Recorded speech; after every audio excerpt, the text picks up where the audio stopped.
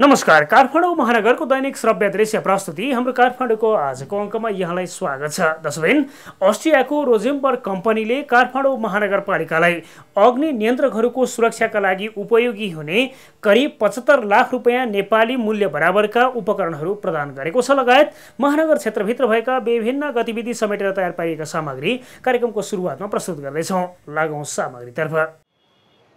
अस्ट्रियाको Rosenberg कम्पनीले काठमाडौँ महानगरपालिकालाई अग्नि नियन्त्रकका समयमा अग्नि नियन्त्रणको व्यक्तिगत सुरक्षाका लागि उपयोग हुने सुरक्षा सामग्री हस्तान्तरण गरेको छ।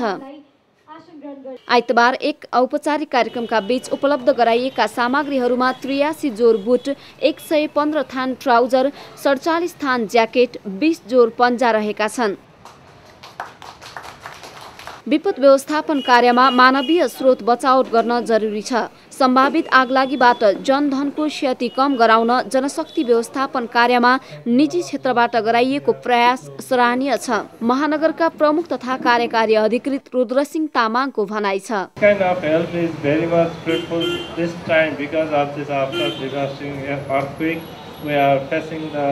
Many difficulties within the many sectors, many different sectors. महानगरपालिकासँग विपद व्यवस्थापन कार्यमा सहकार्य गर्नुमा गौरव महसुस गरेको बताउँदै कम्पनीका एसिया व्यापार प्रबन्धक थोमस पोक्रुकाले सहकार्यको निरन्तरता यथावत रहने बताउनुभयो। From all kinds of disasters and serving people even in worse conditions. Nepal and Kathmandu citizens can be proud of their brave firefighters. जटिल कार्यलाई प्रविधि र उपकरणको आवश्यकता पूरा गर्न दात्री सहयोग महत्त्वपूर्ण रहेको बताउँदै जुद्ध बारुड यन्त्र कार्यालयका प्रमुख किशोर कुमार भट्टराईले विपद व्यवस्थापन कार्य राज्यको प्राथमिकतामा पर्नुपर्ने खाँचो देखाउनुभयो। हस्तान्तरण समारोहपछि अधिकारीहरूबाट सुरक्षा सामग्रीको अवलोकन भएको थियो।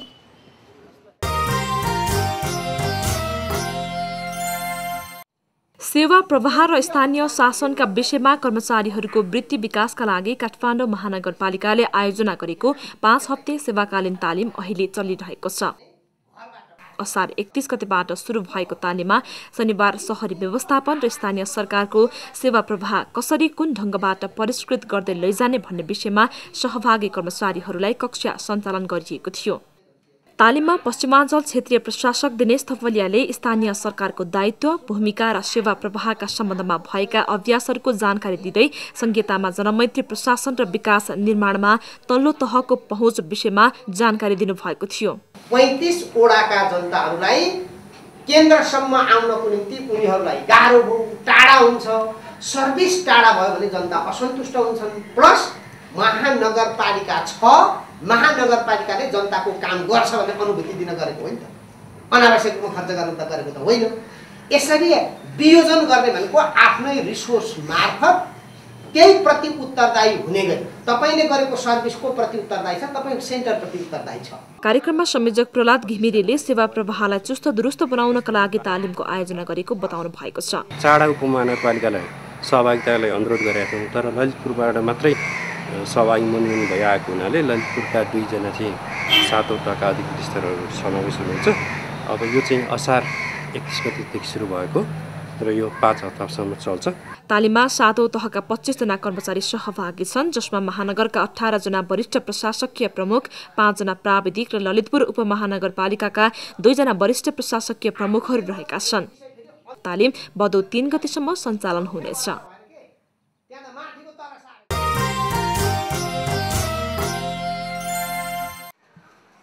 भूकम्प गएको करिब 4 महिना पुग्न लाग्दा समेत सामान्य अवस्थामा आउन नसकेका बालबालिका र अभिभावकका लागि काठमाडौँ उपत्यकाका विभिन्न ठाउँहरूमा मनोपरामर्शका कार्यक्रम जारी रहेका बेला भक्तपुरमा सुरु गरिएको 5 दिने मनोपरामर्श कार्यक्रम पनि शनिबार सम्पन्न भएको छ।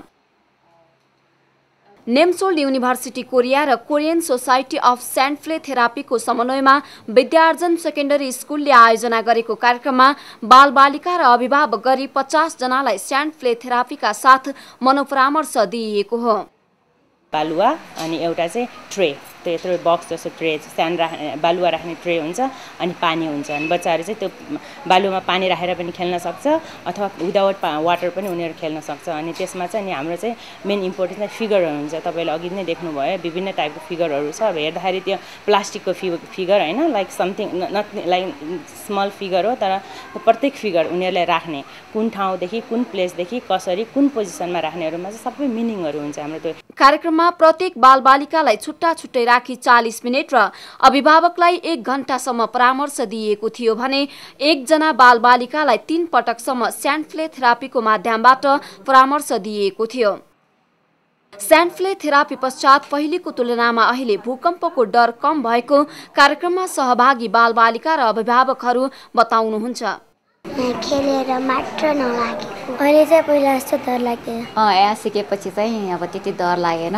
डर त हट्नु चाहिँ हटेको छ तर पनि मेन्टली चाहिँ प्रब्लम चाहिँ नहुने रहेछ अलिअलि डर लाग्ने त्यस्तो त्यो मेन्टल प्रब्लमहरू चाहिँ हट्ने रहेछ मनलाई आनन्द हुने अलि दुःख मनमा लागेको पनि अलि हट्ने एकदम राम्रो भएको छ। यस पटकको कार्यक्रमको समय छोटो भएको र स्थानीयले आगामी दिनमा पनि यस्तो कार्यक्रम ल्याउन आग्रह गरेकाले अबको केही महिनामा नै परामर्शका लागि नेपाल आउने नेम्सोल युनिभर्सिटी कोरियाकी प्राध्यापक तथा मनोवैज्ञानिक छाङमी ख्या오ং बताउनुहुन्छ। 그분들이 이곳 네팔 언어로 그 가족들을 만날 수 있도록 도와드린다면 보다 효과적으로 진행될 수 있겠다는 생각이 들어서 전문가를 훈련시키는 일도 우리가 같이 하려고 합니다. 5 जना कोरियन, 2 जना नेपाली थेरापिस्ट र फ्रान्सबाट 1 जना मनोवैज्ञानिक डाक्टर गरी 8 जनाको टोलीले परामर्श दिएको थियो।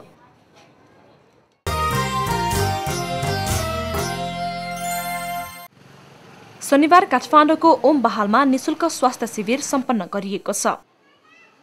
नेपाल मधुमेही समाज र स्थानीय ओलम्पस क्लबको संयुक्त आयोजनामा भएको शिविरमा मधुमेह, मुटु, छाती, आँखा, रक्तचाप, स्नायु र स्त्रीरोग सम्बन्धी स्वास्थ्य परीक्षण गरिएको थियो। शिविरमा स्थानीय 254 जना मानिसहरूले आफ्नो स्वास्थ्य परीक्षण गराएका थिए।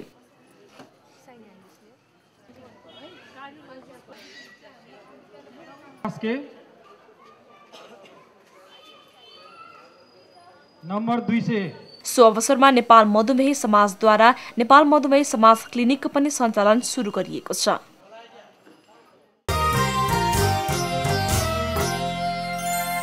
तसर्थ भूकम्पको कम्पनले जीर्ण बनेका काठमाडौँ उपत्यकाका ऐतिहासिक धरोहरहरूको संरक्षण कसरी गर्ने अवलोकन भ्रमण आयोजना हुन थालेका छन्। सन्दर्भमा तयार पारिएको सामग्री अब हामी प्रस्तुत गर्दैछौँ।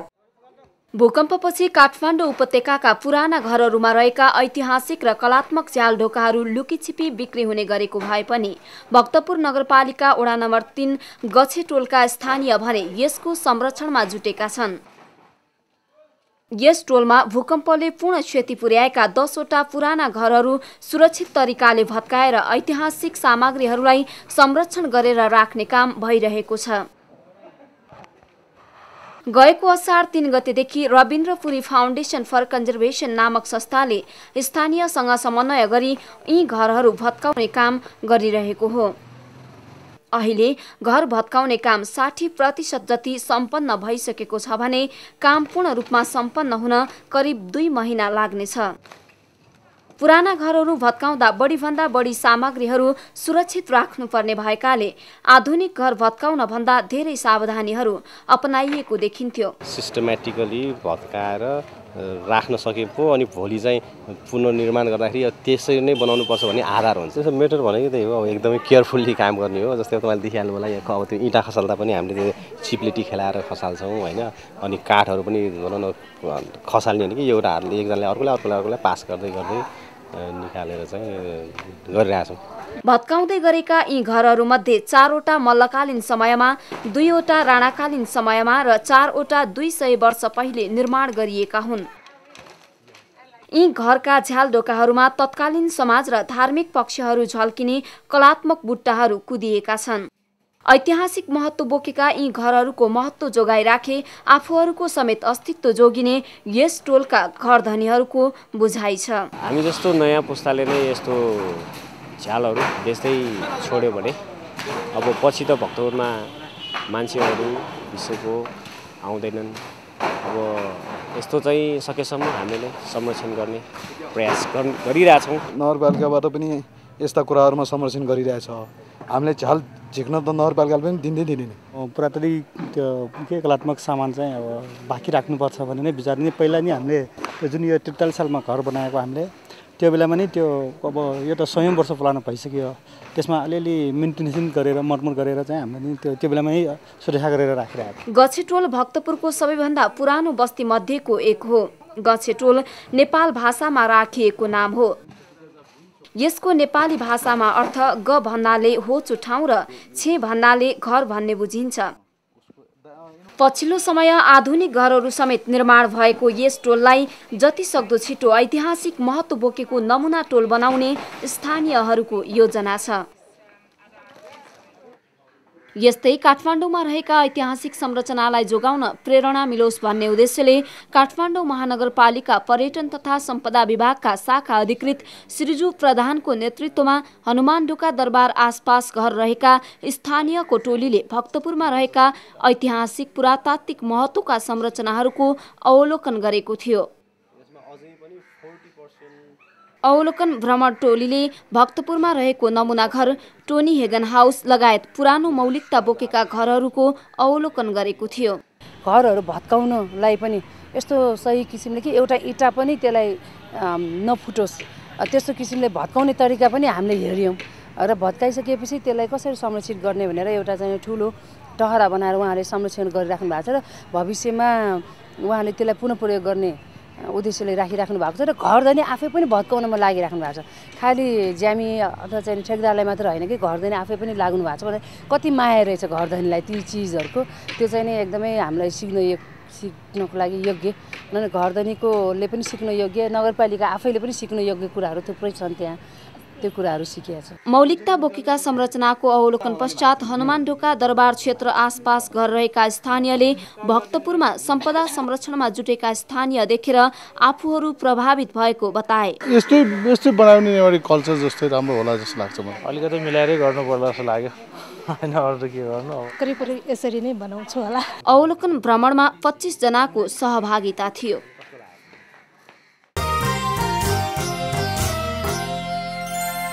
दर्शकबिन नै विभिन्न प्रस्तुतिसँगै आजका लागि हाम्रो निर्धारित समय पुरा भएको छ।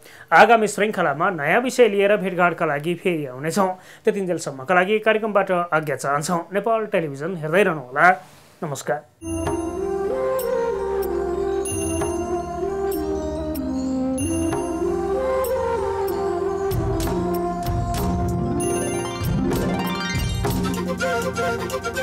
We'll be right back.